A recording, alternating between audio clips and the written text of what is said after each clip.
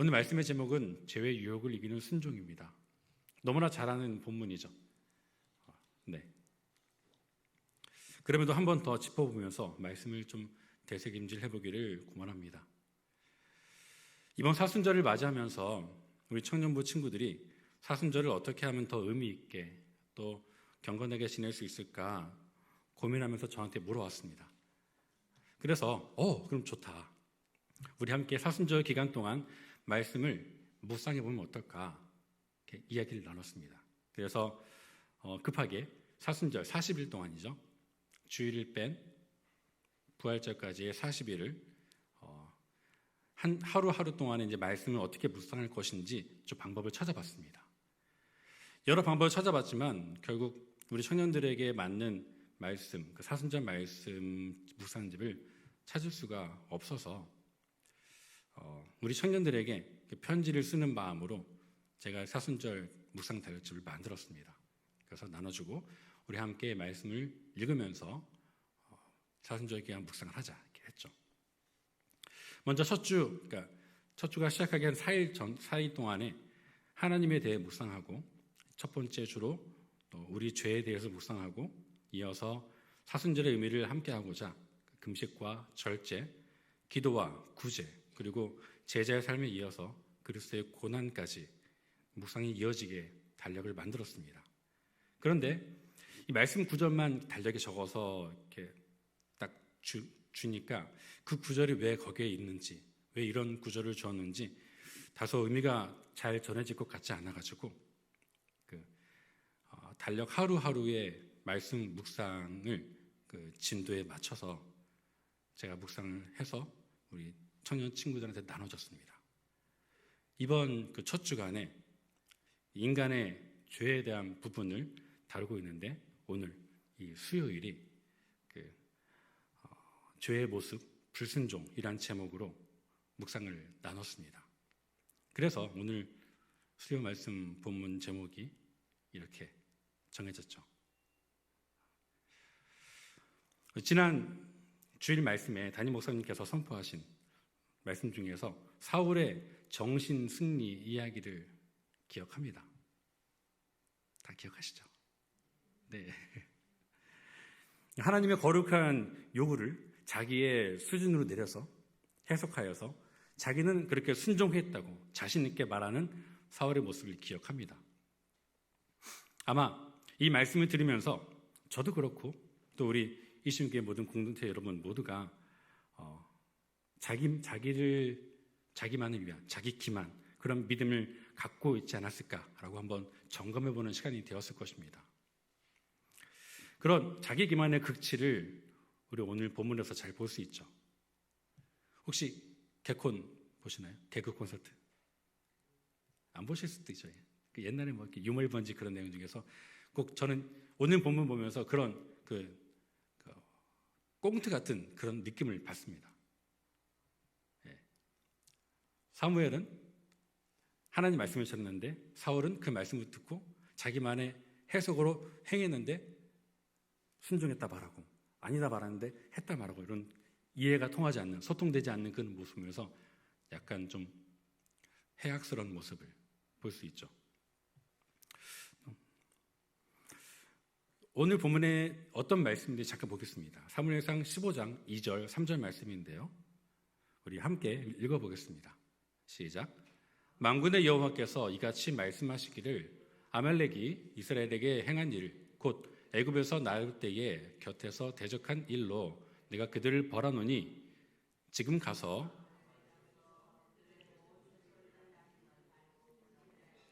남녀와 소아와 젖 먹는 아이와 우양과 낙타와 나귀를 죽이라 하셨나이다 하니.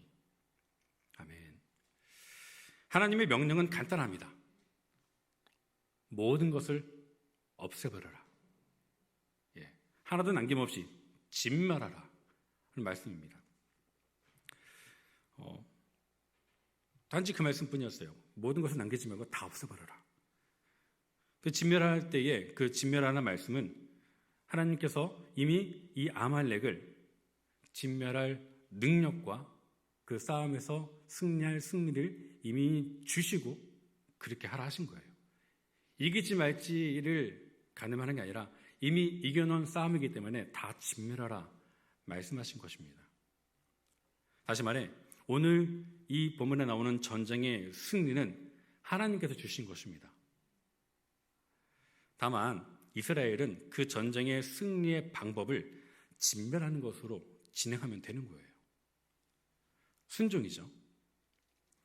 진멸의 의도는 하나님께 속하지 않은 속된 것들, 이방의 것들, 이스라엘 백성들이 그런 이방의 것에 점령될 만한 모든 것들을, 그런 악한 것들을 다 없애버리라, 제하여버리라, 그런 의도가 숨겨져 있습니다. 깨끗하게 진멸해서 그런 것들이 하나님을 바라보는 백성들의 시선을 흐트러지 않도록 하는 것. 그 중에 아무것도 내 것으로 취하지 않고 다 멸하여서 하나님께 다 돌려드린다는 의미가 있습니다. 그런데 전쟁이 끝나기 무섭게 삐걱거림이 보입니다. 15장 7절부터 9절까지 말씀인데요. 같이 읽겠습니다. 시작. 사무엘이 하윌렛부터 애굽 앞 술에 이르기까지 아멜렉 사람들을 치고 아멜렉 사람의 왕 아각을 사로잡고 칼날로 그의 모든 백성을 진멸하였으되 사울과 백성이 아각과 그의 양과 소의 가장 좋은 것 또는 기름진 것과 어린 양과 모든 좋은 것을 남기고 진멸하기를 즐겨 아니하고 가치 없고 하찮은 것은 진멸하니라. 아멘. 보면요, 아말렉 사람의 왕 아각을 죽이지 않고 사로잡았죠. 그리고 모든 좋은 것을 남기고 가치 없는 것을, 그러니까 좋은 것은 가려놓고 하찮은 것들, 그런 것들만 말씀에 순종한다고 다 없앴습니다. 예. 무엇이 사울의 마음을 움직여서 그 모든 좋은 것을 따로 구별해서 진멸하지 않고 하찮은 것만 진멸하게 했을까? 왜 그런 마음이 그에게 들어갔을까? 한번 생각해 볼 만한 일입니다. 이것을 잠깐 죄의 근본적인 이야기로 한번 간다면요, 우리에게 죄가 왜 들어오는지, 에덴 동산 이야기를 안 할 수 없습니다. 아담과 하와의 이야기로 가죠. 선악과를 향한 그 원초적인 유혹이죠. 먹음직, 보암직, 지혜롭게 할 만큼 탐스러운 것. 자, 창세기 2장 16절, 17절 말씀 보면은 하나님이 뜨신 에덴 동산에서 나무의 그 중앙에 있는 나무의 열매를 먹지 말라고 말씀하십니다. 여호와의 말씀이 그 사람에게 명하여 이르시되 동산 각종 나무의 열매는 내가 임의로 먹되 선악을 알게 하는 나무의 열매는 먹지 말라. 내가 먹는 날에는 반드시 죽으리라 하시니라. 네, 다 돼, 다 모두 다 네 거야. 근데 그 중앙에 있는 한 가지만 먹지 말라. 그거 먹으면 죽어라고 선을 그어 주셨습니다. 그런데 유혹이 찾아오죠. 3장부터 시작되는데 뱀 이야기 또 빼고 4절부터 6절까지 말씀을 좀 함께 보겠습니다. 뱀이 여자에게 이르되 너희가 결코 죽지 아니하리라. 앞에 말씀 아시죠? 뱀이 물어봅니다. 너무 말했더니 여자가 말하기를 우리가 죽을까 하노라 하니까 뱀이 말하기를 아니야, 결코 너희가 죽지 않아. 너희가 그 선악과를 먹는 날에는 너희 눈이 밝아져서 어떻게 된다고요? 하나님과 같이 되어 선악을 알 줄 하나님이 아심이라. 그래서 여자가 그 나무를 본즉 하나님과 같이 되는 그 상상 속에서 그 열매를 본즉 먹음직스럽고 보암직하고 지혜롭게 할 만큼 탐스럽게 한 나무라고 보게 됩니다. 결국 그 여자가 그 열매를 따먹고 자기와 함께 있는 남편에게도 주매 그도 먹은지라 라면서 죄가 시작되죠. 죄의 유혹은 자유의지를 이용해서 하나님의 뜻까지도 어기게 합니다. 결국 하나님과 같은 자리에 오르고자 하는 교만한 마음이 그 중심에 있는 것입니다. 우리는 이 교만하려는 마음을 철저하게 경계해야 합니다. 하나님 자리에 오르고 싶어하는 선악의 기준을 내가 가져와서 그렇게 판단하고자 하는 그 교만한 위치에서 내려와야 하죠. 성경은 이후로 계속해서 사람들이 죄에 넘어지는 이유를 먹음직, 모함직, 지혜롭게 할 만큼 탐스러운 것으로 보여줍니다.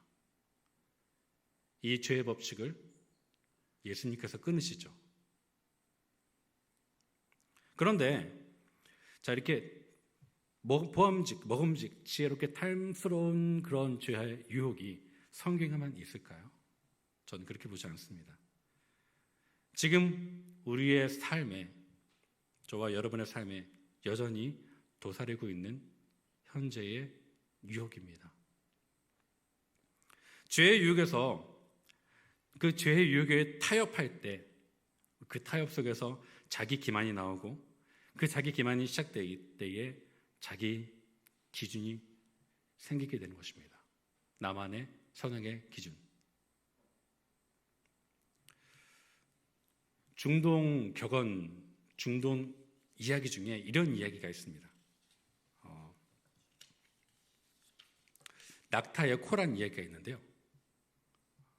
자, 낙타가 이렇게 머리 내미는 모습 보이시죠? 어떤 이야기냐면은 사막에서 낙타와 주인이 여행하다가 이제 밤을 맞이하게 됩니다.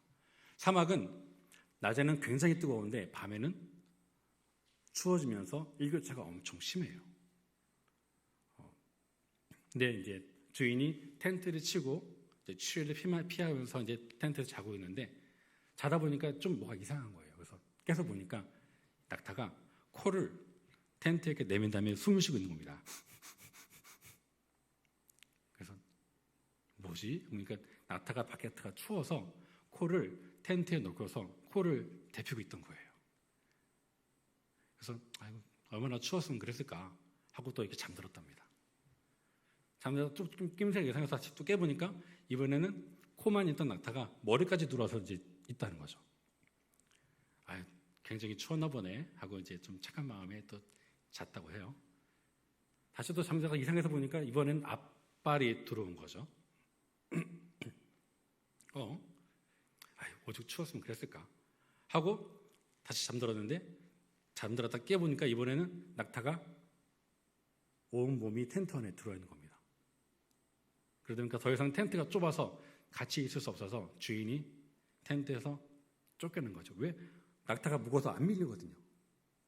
그래서 주인이 밀려서 텐트 밖으로 밀려나서 주인은 그 추위에 얼어 죽었다고 합니다. 어이가 없죠. 근데 이게 우리의 모습입니다. 죄에 대한 유혹이 한 발 코만 들어올 때에 낙타코처럼 들어왔을 때에 뭐 이것쯤이야. 뭐 아직 내 텐트의 공간 넓으니까 용납할 수 있지 라고 냅두는 거죠.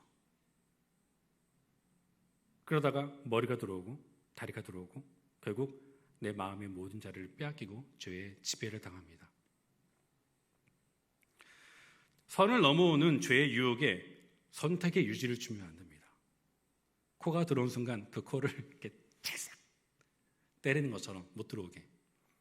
낙타는 낙타의 자리가 있고 주인은 주인의 자리가 있듯이 죄의 유혹이 숨들어올 때에 그 죄악을 단발에 쳐서 못 들어오게 막아야 되는 것입니다. 우리에게도 이런 낙타의 코 같은 선을 넘으려는 죄의 유혹이 있다면 단호하게 거절함으로 그 여지를 주지 말아야 됩니다.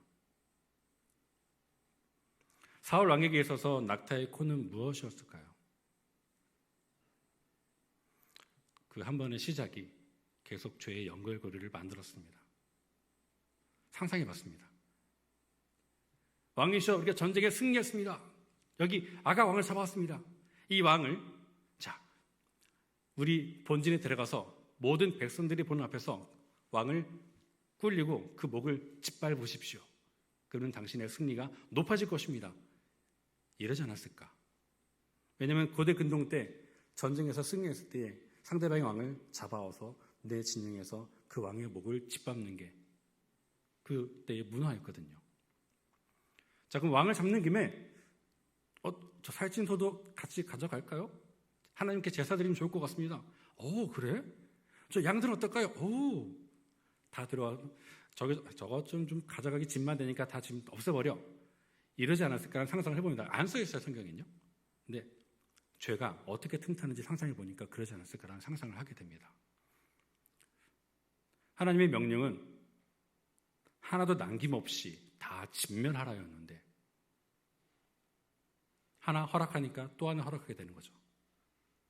이런 낙타의 코 같은 존재가 하나님의 말씀을 못 듣게 하고 다르게 해석하게 합니다.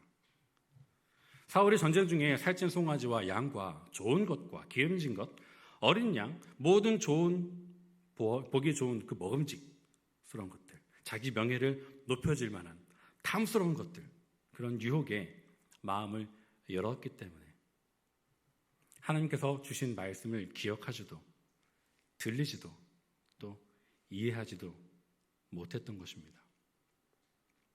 9절 말씀 함께 볼까요?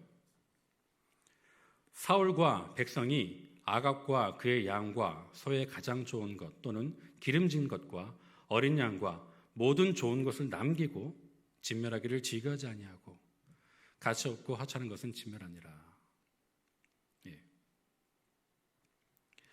사울의 자기 기만은 하나님께 좋은 것을 드리고자 제물로 드리기 위해 잡아왔고 나머지는 다 진멸함으로 말씀에 순종했다고 자랑하는 모습을 보여줍니다.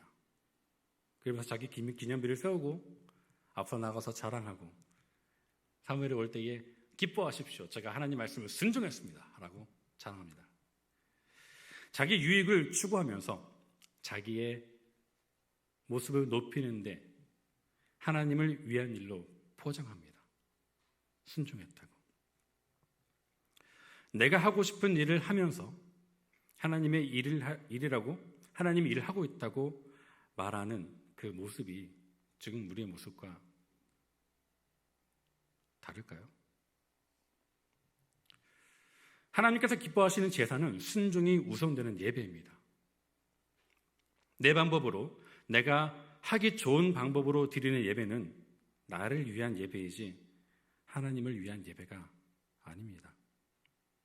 때론 하나님은 내가 잘하지 못하는 방법으로 이해할 수 없는 방법으로 순종을 요구하실 때가 있습니다.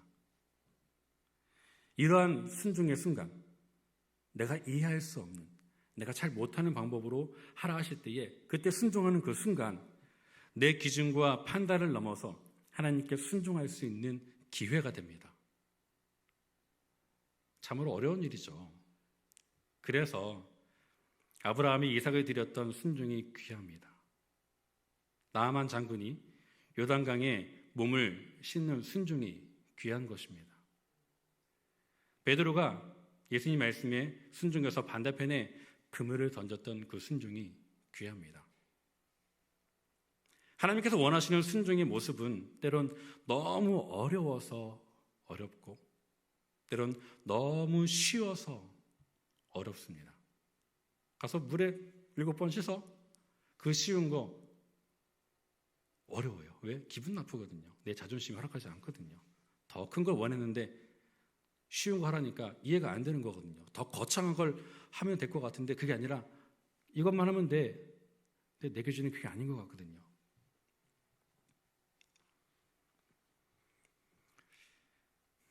하지만 그 모든 순종의 모습은 하나님께서 우리에게 감당할 만큼만 주신다는 것을 믿어 의심하지 않습니다.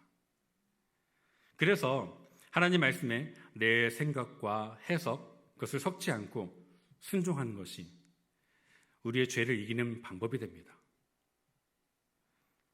우리 청년들과 대화할 때에 제가 자주 하는 말이 있습니다. 어떤 일을 함께 하자고 부탁할 때에, 고민할 때에 그 일에 대해서 부담을 갖는 지체들에게 이런 말을 하죠. 그냥 하면 된다고. 잘하려고 하지 말고 그냥 함께 하자고 이야기합니다. 함께 하면서 만들어가는 과정 속에서 부족한 부분은 하나님께서 채워주심을 믿고 다만 우리가 할 수 있는 일을 하자고 권면합니다. 저도 이 말씀을 깃대어서 권면드립니다. 우리도 그러한 마음으로 하나님 말씀 앞에 먼저 순종하는 자사로 살아야 합니다. 이 신교회 공동체가 죄의 유혹과 죄의 소원을 다스리고 순종의 마음으로 하나님께 나아가기를 축복합니다. 순종으로 나아갈 때 그때 여호와 이레의 역사와 나아만 장군처럼 불치병이 치유되는 역사, 그리고 베드로처럼 그물이 찢어질 정도로 물고기가 잡히는 경험을 뛰어넘는 역사를 만나게 될 것을 기대합니다. 함께 기도하겠습니다. 죄의 유혹에 대해서 단호하게 대처하며 말씀에 순종하는 이 신교의 공동체가 될 수 있게 해 주시옵소서. 이 말씀이 우리 삶에 잘 박힌 모처럼 박혀져 주의 말씀에 순종하며 나아가는 그렇게 깨어있는 이 신교의 공동체가 되게 해달라고 다 함께 주여 3번 외치고 기도하겠습니다.